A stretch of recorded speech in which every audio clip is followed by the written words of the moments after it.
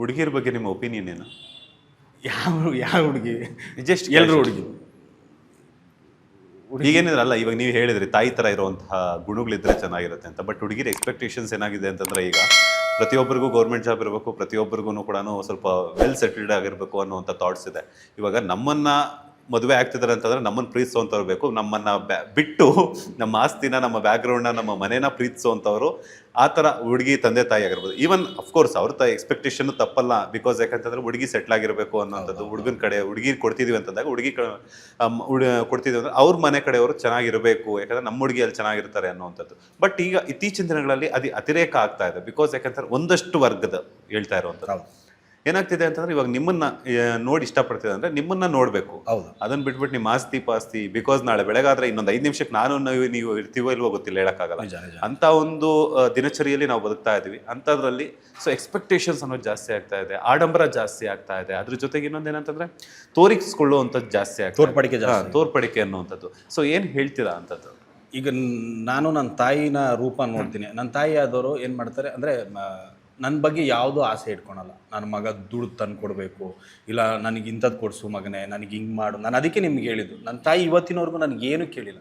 ನೀನು ಇದು ಒಡವೆ ಕೊಡಿಸು, ದುಡ್ಡು ಕೊಡು, ಇಲ್ಲ ಸಿನಿಮಾದಿಂದ ಎಷ್ಟು ದುಡ್ಡು ಬಂತು ಇದು ಕೊಡು, ಅದು ಮಾಡು ಇದು ಮಾಡು ಅಂತ ಏನು ಹೇಳಿಲ್ಲ. ಅವ್ರಿಗೇನು ನನ್ನ ಮಗ ಚೆನ್ನಾಗಿರ್ಬೇಕು, ಹೊಟ್ಟೆ ತುಂಬ ಊಟ ಮಾಡಬೇಕು, ಕಣ್ ತುಂಬ ನಿದ್ದೆ ಮಾಡಬೇಕು, ಅವ್ನು ಕೆಲಸ ಮಾಡಬೇಕು, ಅದು ಬಿಟ್ಟು ಏನೂ ಕೇಳಲ್ಲ. ಆ ಥರ ಇರಬೇಕು. ಈಗ ನನ್ನ ಫೇಮ್ ನೋಡಿಕೊಂಡು, ಇಲ್ಲ ಇವನ ಹತ್ರ ಅದಿದೆ, ಇವನ ಹತ್ರ ಹಿಂಗಿದೆ ಹಂಗಿದೆ, ಏನೂ ಇಲ್ಲ. ನನ್ನ ತಾಯಿ ಅಂದರೆ ನನ್ನ ತಾಯಿ ಗುಣ ಏನಿದೆಯೋ ಆ ಥರ ಇರಬೇಕು. ಬಟ್ ಯಾವುದೂ ಶಾಶ್ವತ ಅಲ್ಲ. ನೀವು ಹೇಳ್ದಂಗೆ ಇವತ್ತು ದುಡ್ಡಿರುತ್ತೆ, ಇರಲ್ಲ, ನಾಳೆ ಇದ್ರ 100 ಪಟ್ಟು ದುಡ್ಡು ಮಾಡ್ಬೋದು. ಏನೂ ಇಲ್ದಂಗೆ ಒಂದು ಒಳ್ಳೆ ಮನಸ್ಸಿರಬೇಕು ಕೊನೆವರೆಗೂ. ಇದು ನೋಡಿ ಬರಬೇಕು, ಇದು ನೋಡಿ ಬಂದರೆ ಇರೋಲ್ಲ. ಬಟ್ ಇದನ್ನ ನೋಡಿ ಬರಬೇಕು ಅಂದರೆ ನನ್ನ ತಾಯಿ ಗುಣ ಇರಬೇಕು. ಅಷ್ಟಿಲ್ಲದೆ ನಾನು ಸುಮ್ಮನೆ ಹೇಳಿಲ್ಲ. ಈ ಮನ್ಸು ನೋಡಿಕೊಂಡು ಕೊನೆವರೆಗೂ ಕಷ್ಟ ಸುಖ ಏನೇ ಆದ್ರೂ ಅವನ ಜೊತೆ ನಿಲ್ತೀನಿ. ನಾನು ಎಷ್ಟೇ ಹೈಪ್ ಹೋದ್ರೂ ಹಂಗೆ ಇರ್ತೀನಿ, ಕೆಳಗಿದ್ರೂ ನಾನು ಅವ್ನ ಕಷ್ಟದಲ್ಲಿ ಕೈ ಹಿಡಿದು ನಾನು ಎತ್ತುತ್ತೀನಿ ಅನ್ನೋರಿದ್ದರೆ ಇಷ್ಟೇ ಬೇಕಾದ್ರೆ ನನಗೇನು ಅವರಿಂದ ಏನು ಬೇಡ. ಅವ್ರು ಆಸ್ತಿ ಆಡು ಕಾರು ಏನೂ ಬೇಡ. ಒಳ್ಳೆ ಮನಸ್ಸಿರಬೇಕು. ನಾನೇ ಬೇಕಾದ್ರೆ ದುಡ್ಡು ಸಾಕ್ಬಿಡ್ತೀನಿ, ಬೇಕಾದ್ರೆ ಕೂಲಿ ಕೆಲಸ ಮಾಡಿದ್ರೂ ಸಾಕ್ಬಿಡ್ತೀನಿ. ಒಳ್ಳೆ ಮನಸ್ಸಿರಬೇಕು, ಕಣ್ ತುಂಬ ನಿದ್ದೆ ಮಾಡಬೇಕು, ಹೊಟ್ಟೆ ತುಂಬ ಊಟ ಮಾಡಬೇಕು, ನೆಮ್ಮದಿಯಾಗಿರಬೇಕು. ಇಷ್ಟು ಇರೋರು ಸಿಕ್ಕಿದ್ರೆ ಫಿಕ್ಸ್ ಸಾಕು. ಇನ್ನೇನು ಬೇಡ. ಅವ್ರ ಅಂದ ಚಂದ ಆಸ್ತಿ ಅಡುಗು ಏನು ಬೇಡ. ಎಷ್ಟು ಪ್ರಪೋಸಲ್ಸ್ ಬಂದಿದೆ? ಬರುತ್ತೆ ಸರ್, ಭಾಳಷ್ಟು. ಯಾವುದೋ ಕ್ರೇಜಿಯೆಸ್ಟ್ ಪ್ರಪೋಸಲ್ ಬಗ್ಗೆ ಆ ಒಂದು ಪ್ರಪೋಸಲ್ ಇಲ್ಲ, ಆಲ್ಮೋಸ್ಟ್ ಇನ್ಸ್ಟಾದಲ್ಲಿ ಮಾಡ್ತಾ ಇರ್ತಾರೆ. ಕೆಲವರು ಸಿಕ್ತಾಗ ಹೇಳ್ತಾರೆ, ಸರ್ ಏನಂತ ಹೇಳ್ತಾರೆ, ನಿಮ್ಮ ಕಂಡ್ರೆ ತುಂಬ ಇಷ್ಟ, ನಾನು ನಿಮ್ಮ ಲವ್ ಮಾಡ್ತಾ ಇದ್ದೀನಿ, ಇಲ್ಲ ನಿಮ್ಮ ಮದುವೆ ಆಗಬೇಕು. ಹೌದಾ, ಆಯ್ತು. ಬಟ್ ಅವ್ರಿಗೇನಂದರೆ, ಈಗ ಸಿನಿಮಾ ನೋಡಿರ್ತಾರೆ, ಇಲ್ಲ ಶೋಸ್ಗಳು ನೋಡಿರ್ತಾರೆ, ಇಲ್ಲ ದರ್ಶನ್ ಸರ್ನ ಆ ಒಂದು ಇಮ್ಯಾಜಿನೇಷನ್ ಹೇಳ್ತಾರೆ. ಬಟ್ ನಾವು ಎಲ್ಲರೂ ಲವ್ ಮಾಡೋಕ್ಕೂ ಆಗಲ್ಲ. ಎಲ್ಲರೂ ಆಯಿತು, ಹೌದಮ್ಮ, ಆಯಿತು, ಓಕೆ, ಆಯಿತು ಹಂಗೆ ಅನ್ಕೊಂಡು ಹೋಗ್ಬಿಡ್ತೀನಿ ಅಷ್ಟೇ. ಇನ್ಸ್ಟಾದಲ್ಲಿ ಏನಂತ ಬಂದಿದೆ? ಅದೇ ಆಯ್ ಸರ್, ನಿಮ್ಮ ಕಂಡ್ರೆ ಇಷ್ಟ, ಎಲ್ಲಿ ಸಿಗ್ತೀರಾ, ನಿಮ್ಮನ್ನು ನೋಡಬೇಕು, ನಿಮ್ಮ ಜೊತೆ ಫೋಟೋ ತಗೋಬೇಕು, ಇಲ್ಲ ನೀವು ಆಮೇಲೆ ಡೈರೆಕ್ಟು ಮದುವೆನೇ ಆಗ್ಬೇಕು ನಿಮ್ಮ ಜೊತೆ, ಡೈರೆಕ್ಟ್ ಹಂಗೆ ಹಾಕ್ಬಿಡ್ತಾರೆ. ಏನು ಹೇಳಲ್ಲ, ಏನು ಅದು ನೋಡ್ದಂಗೆ ಸುಮ್ಮನೆ ಆಗ್ಬಿಡ್ತೀನಿ, ಏನು ಮಾತಾಡೋಕೆ ಹೋಗಲ್ಲ. ಆಲ್ಮೋಸ್ಟ್ ಅದಕ್ಕೆ ನಾನು ಮಾಸ್ಕ್ ಹಾಕ್ಬಿಡ್ತೀನಿ, ಯಾರು ಕಣ್ಣಿಗೂ ಕಾಣಿಸೋಕೆ ಹೋಗಲ್ಲ. ಕಾಣಿಸ್ತಾರೆ ಹೇಳಿದ್ರೆ ಹಿಂಗೆ ಅಂತೀನಿ, ಆಯ್ತು ಹ್ಞೂ ಅನ್ಕೊಂಡು ಮೆತ್ತಗೆ ಹೋಗ್ಬಿಡ್ತೀನಿ ಅಷ್ಟೇ. ಓಕೆ, ಈಗ ಪ್ರೆಸೆಂಟ್ ನಡೀತಿರುವಂಥದ್ದು ಏನಂತಾರೆ Bigg Boss reality show. So ನಿಮ್ಗೆ ಆಫರ್ ಬಂದಿತ್ತಾ, ಅಥವಾ ಇನ್ ಕೇಸ್ ಆಫರ್ ಬಂದಿದ್ರೆ ಯಾಕೆ ಹೋಗಿಲ್ಲ? ಇಲ್ಲ, ನಂಗೆ ಲಾಸ್ಟ್ ಇಯರ್ ಒಂದು 3 ಮೀಟಿಂಗ್ ಆಗಿತ್ತು ಡೈರೆಕ್ಟ್ರು ಜೊತೆ. ಆವಾಗ ನಮ್ಮ ತಾಯಿಗೆ ಅಂದರೆ ಗರ್ಭಕೋಶ ಆಪ್ರೇಷನ್ ಮಾಡಿಸ್ಬೇಕಿತ್ತು. ಆ ಟೈಮಲ್ಲಿ ಒಂದು 3 ಮೀಟಿಂಗ್ ಆಗಿತ್ತು. ಆಲ್ಮೋಸ್ಟು ಇನ್ನು ಒಂದು ಸ್ಟೆಪ್ ಆಗಿದ್ರೆ ಡೈರೆಕ್ಟ್ ಹೋಗ್ಬೇಕಿತ್ತು. ಬಟ್ ಆ ಟೈಮಲ್ಲಿ ನಮ್ಮ ಅಮ್ಮನ ಬಿಟ್ಟು, ಯಾಕಂದ್ರೆ ನಮ್ಮ ಅಪ್ಪ ಇಲ್ಲ, ನಾನೇ ಮೇನ್ ಎಲ್ಲವನ್ನೂ ನೋಡ್ಕೋಬೇಕಾಗಿದ್ದು. ಬೇಡ, ನನಗೆ ಸರಿಯಾಗಲ್ಲ, ಅಮ್ಮನಿಗಿಂತ ದೊಡ್ಡದು ಯಾವುದೂ ಇಲ್ಲ ನನಗೆ, ಅದಕ್ಕೆ ಬಿಟ್ಟು ಬೇಡ ಅಂದ್ಕೊಂಡು, ಅಮ್ಮ ಆಪ್ರೇಷನ್ ಇತ್ತು, ಗರ್ಭಕೋಶ ಆಪ್ರೇಷನ್ ಅದು ಮಾಡಿಸ್ಕೊಂಡು ಅವ್ರನ್ನ ನೋಡ್ಕೋಬೇಕು. ಒಂದು 3-4 ತಿಂಗಳು ಅವ್ರನ್ನ ನೋಡ್ಕೋಬೇಕು. ಅವರಿಗೆ ಪ್ರತಿಯೊಂದೂ ಟ್ಯಾಬ್ಲೆಟ್ ಆಗಿರ್ಬೋದು, ಮನೆಯದೆಲ್ಲ ಕೆಲಸ ಮಾಡಿಕೊಡ್ಬೇಕಿತ್ತು.